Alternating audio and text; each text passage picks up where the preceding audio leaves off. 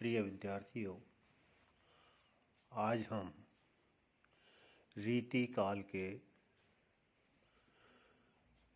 प्रसिद्ध रससिद्ध कवि या रीति सिद्ध कवि बिहारी के बारे में चर्चा करेंगे। जैसा कि आप सभी जानते होंगे कि बिहारी का जन्म ग्वालियर में हुआ था और वो इसका उल्लेख एक पद्य में करते भी हैं। ग्वालियर जानिए खंड बुंदेले बाल, तरनाई आई सुखद मथुरा बसी ससुराल। के ग्वालियर में जन्म लिया और बचपन बुंदेलखंड में बीता और तरनाई आई सुखद मथुरा बसी ससुराल, और मथुरा में इनकी ससुराल थी, यानी मथुरा से इनका विवाह हुआ था। इनके पिता केशव राय थे। जाति के ये चौबे थे, माथुर चौबे। इनकी जो रचना है वो बिहारी सतसई है। सतसई के संदर्भ में कहा जाता है कि यह सतसई गोवर्धनाचार्य की आर्य सप्तशती और हाल कवि की गाथा सप्तशती पर आधारित है।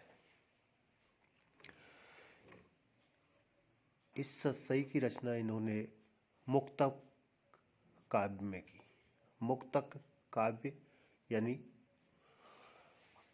अनिबद्ध मुक्तकादि। अगर अपन शुक्ल जी के शब्दों में कहें तो अनिबद्ध मुक्तकादि, जिसको निबद्ध नहीं किया हो, यानी जिसका पूर्वापर संबंध ना हो।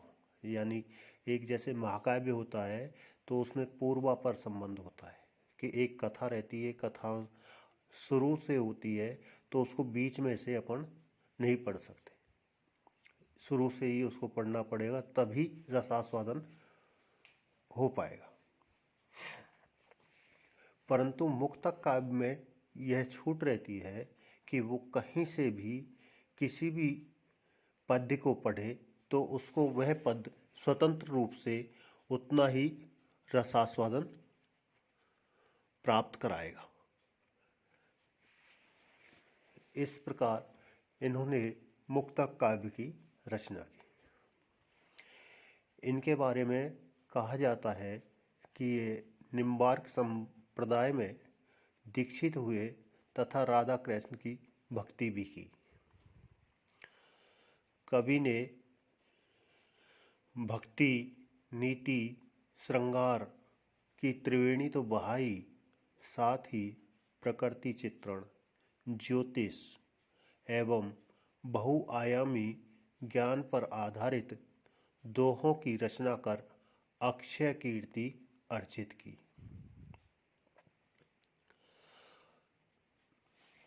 विस्तृत अलंकारिकता समाहार शक्ति का विलक्षण समावेश है। उनकी समाहार शक्ति के कारण ही कहा गया है कि सतसैया के दोहरे जो नाबक के तीर, देखन में छोटे लगे घाव करे गंभीर। यानी सतसैया यानी बिहारी के जो दोहे हैं वो नाबक के तीर, यानी जिस प्रकार मधुमक्खी छोटी सी रहती है और उसका डंक भी छोटा सा रहता है, परंतु वह जहाँ अपना डंक मारती है वहाँ बहुत देर तक दर्द होता रहता है। देखन में छोटे लगे घाव करे गंभीर, और ये देखने में छोटे लगते हैं, यानी बिहारी के जो पद्य है या दोहा पद्य है उसमें काफ़ी भाव इन्होंने भर दिए हैं। यानी गागर में सागर भर दिया है। बिहारी रीति काल के सर्वश्रेष्ठ कवि हैं। रीति काल के रीति सिद्ध धारा के ये सुनाम धन्य कवि हैं। आचार्यत्व ने स्वीकार करने वाले भी कवि हैं। इनके संदर्भ में कहा जाता है कि राम श्याम रति में पगे, राम श्याम रति में पगे, तुलसी सूर निहाल, बूढ़े रस श्रृंगार में सदा बिहारी लाल। कि जिस प्रकार राम की रति यानी राम की भक्ति में तुलसीदास, कृष्ण की भक्ति में सूरदास पगे हुए थे यानी बंधे हुए थे, उसी प्रकार श्रृंगार रस में पूर्णतया डूबे हुए यानी पूर्णतया श्रृंगार रस को निरूपित करने वाले बिहारी लाल थे। जिस प्रकार राम का चरित्र तुलसीदास जी ने उदात्त बनाया और उस चरित्र के माध्यम से उन्होंने समाज को एक दिशा दी, जबकि सूरदास जी ने अपने कृष्ण के चरित्र के माध्यम से एक प्रेम का मधुर और सुनहरा स्वप्न सामान्य जन के समक्ष रखा। इसी प्रकार बिहारी जी अपनी सतसई में श्रृंगार के माध्यम से इस संसार को खुशनुमा बनाने में सिद्धहस्त होते हैं, यानी इस संसार को श्रृंगार में कर देते हैं। इनके संदर्भ में कहा जाता है कि बिहारी के संदर्भ में कहा जाता है कि ये जयपुर नरेश के यहाँ आश्रय कवि थे। इस संदर्भ में एक महत्वपूर्ण तथ्य यह सामने आता है कि बिहारी जी की जो पत्नी थी वो भी कवयित्री थी, और इसका उल्लेख ठाकुर कवि ने अपने आश्रयदाता काशी निवासी देवकी नंदन के नाम पर सतसैया वर्णार्थ नामक टीका लिखी। इस टीका में बिहारी का विस्तृत वृतांत भी लिखा गया। इन्होंने बिहारी सतसई के संबंध में लिखा है कि यह बिहारी की लिखी हुई न होकर उनकी पत्नी की बनाई हुई है। उन्होंने वीरवल लतीफ़े के ढंग से एक कथा भी कह दी है, जिसका सारांश इस प्रकार है। बिहारी की पत्नी बड़ी कवयित्री थी। बिहारी जयपुर में एक साधारण ब्राह्मण की भांति वृत्ति पाया करते थे। वृत्ति यानी आजीविका चलाने का के लिए राशि, यानी बिहारी जयपुर के दरबार में आश्रय कवि थे। एक बार जब वे जयपुर अपनी वृत्ति लेने के लिए गए तो महाराज को नई व्याहता पत्नी यानी रानी के प्रेम में पड़ा हुआ पाया,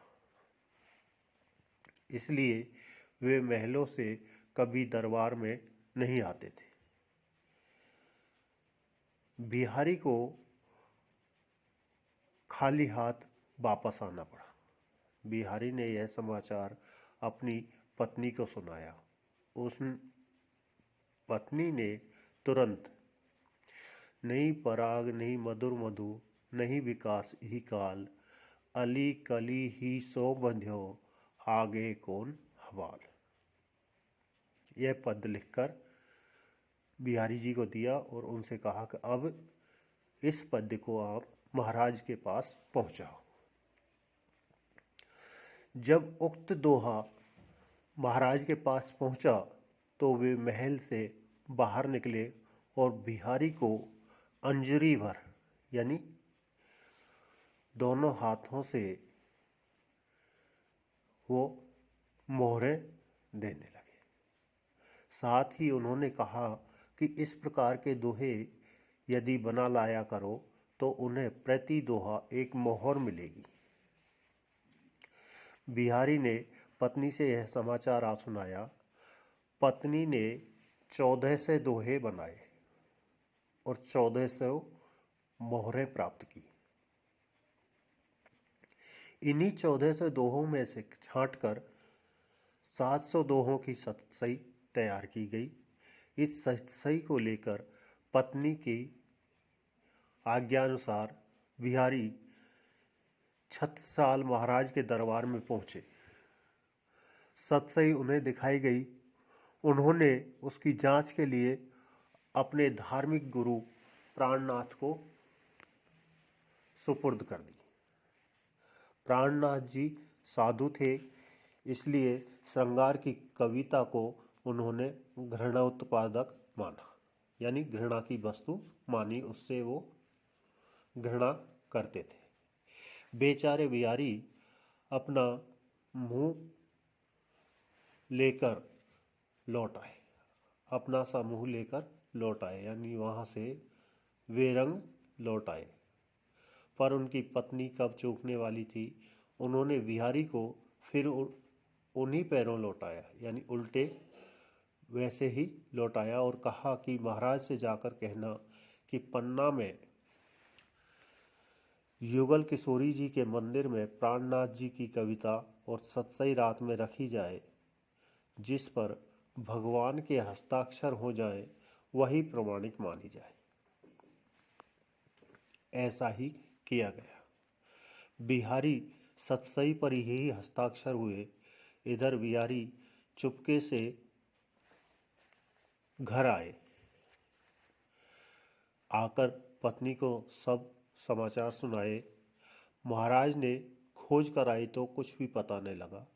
तब बिहारी के यहाँ पत्र भिजवाया और पत्र के उत्तर में पत्नी ने यह दोहे लिख भेजे। तो अनेक अवगुण भरेई, चाहे याही बलाए, जो पति संपत्ति हुई, बिना जदपत राखे जाए। दूर भजत प्रभु पीठ दे, गुण विस्तारण काल, प्रगटत निगुण निर्गुण निकट ही, चंग रंग गोपाल। यानी यह पत्र उन्होंने महाराजा छत्रसाल को भिजवा दिया। इस प्रकार यहाँ यह भी सामने आता है कि बिहारी की पत्नी कवियत्री थी, परंतु इस संदर्भ में अपन न जाकर बिहारी की कविता पर बात करें तो बिहारी है हिंदी साहित्य में नामचीन कवि है। इनके संदर्भ में कहा जाए तो बिहारी का साहित्य बड़ा महत्वपूर्ण है। रीतिकालीन साहित्य ही नहीं अपितु समूचे हिंदी साहित्य में उनकी सतसई अपने ढंग की आप ही है। यानी हिंदी साहित्य में सतसई, बिहारी की सतसई अपने आप में अनुपम है। हिंदी के अन्य किसी ग्रंथ को संस्कृत में अनुदित होने का सौभाग्य प्राप्त न हो सका।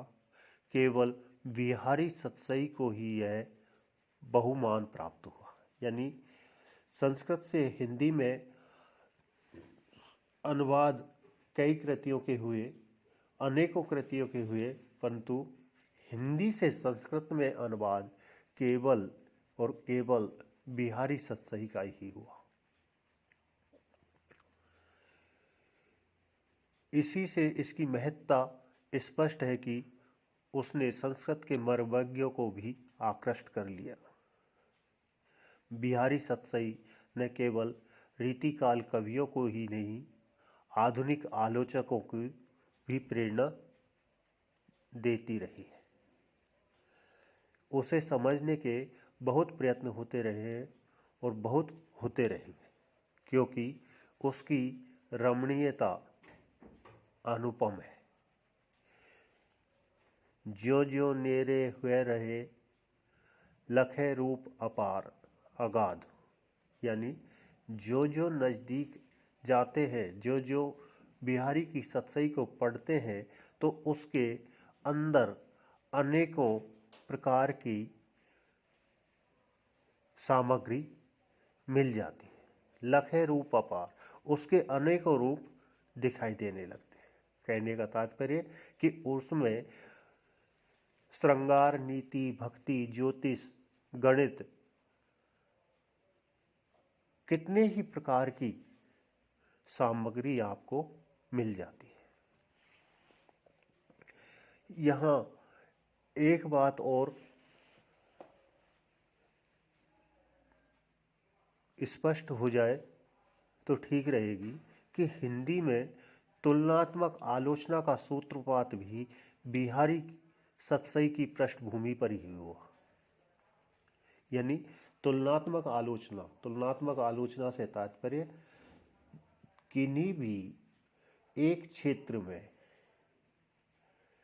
कार्यरत दो व्यक्तियों या दो विद्वानों के कृति की, व्यक्तित्व की जब तुलना की जाए तो वो तुलनात्मक आलोचना कही जाती है। यहाँ पर देव और बिहारी की तुलना विषयक नोक-झोंक ने जो लगभग 15 वर्ष तक चलती रही, हिंदी आलोचना के शैशव को अनजाने ही कैशोर्य में परिणत कर वह संधि तक पहुंचा दिया। यानी हिंदी आलोचना जो शिशु अवस्था में थी, जो बाल्यावस्था में थी, उसे किशोर अवस्था में पहुंचा दिया। हिंदी के ही नहीं, संस्कृत के महारथी भी इस क्षेत्र में कूद पड़े। भट्ट श्री मथुरानाथ शास्त्री की गाथा सप्तशती की भूमिका इसका प्रमाण है। इसके बाद तो बिहारी पर कई पुस्तकें लिखी गई, जिनमें अपनी अपनी खूबियाँ और खामियाँ थीं। उन सब के रहते हुए इस नई रचना के प्रणयन में किस प्रवृत्ति निमित्त ने कार्य किया, उपयुक्त पंक्तियों के संदर्भ में इस प्रश्न का समाधान स्वतः हो जाता है। यानी देव और बिहारी की तुलना इस प्रकार हुई कि एक आलोचक है वो बिहारी को बड़ा बताने लगा तो दूसरा देव को बड़ा बताने लगा। इस प्रकार बिहारी सतसई के बारे में आरंभिक जानकारी आपको मिल गई होगी। इसके आगे हम आगामी व्याख्यान में चर्चा करेंगे। धन्यवाद।